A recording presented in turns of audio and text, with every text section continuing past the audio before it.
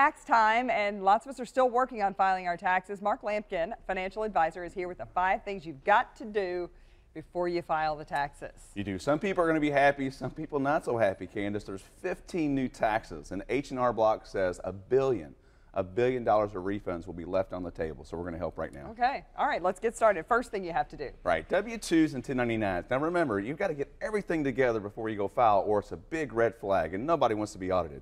W-2s are from your jobs, 1099s are from either investments or consulting work. Don't forget home equity interest, your mortgage interest, student loan interest, business line of credit interest. Get all this stuff together to maximize your return. So make sure you get it all together, then go see your preparer. And have your documents. All right, second, look at your 2013 tax return. This is a good, I tell every client this, if you can find 2 years worth of your tax returns, take either, if you're doing taxes by yourself or using a preparer, take them with you because you can match up. Are you forgetting anything?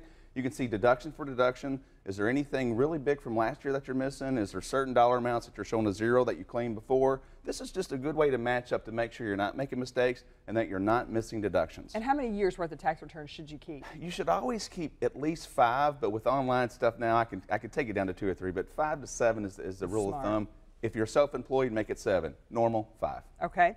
The new taxes. You've already mentioned that there are several new taxes this year. This year, there's about 15 new taxes, according to Forbes magazine. Let me give you a couple examples.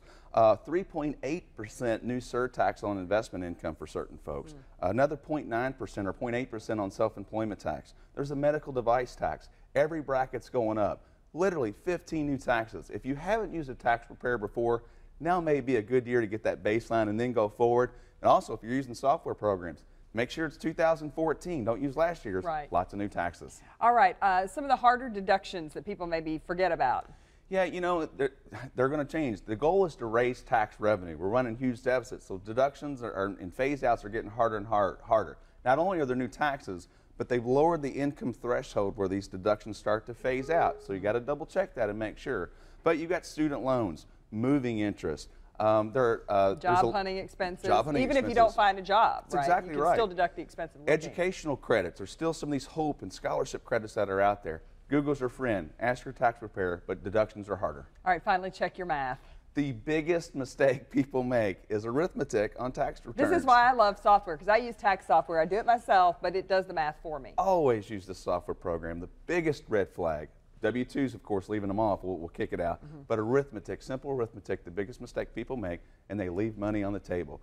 Use the software program, get it done right, get that money back. If you really have questions, call somebody who's a professional. I can do my own taxes. I refuse to do it. I use somebody else. Get somebody asking you those questions, kind of cues up mine, and get money back. Yeah, sometimes they think of things that you don't. Yeah, absolutely. All right, Mark, thank you very much. If you'd like some help with your own personal financial situation, whether it's some counseling or some investment help, Mark Lamkin can help you out. He's at Lamkin Wealth Management, 2 locations. There's the phone number on your screen, and we also have his information on a link on our website, WDRB.com.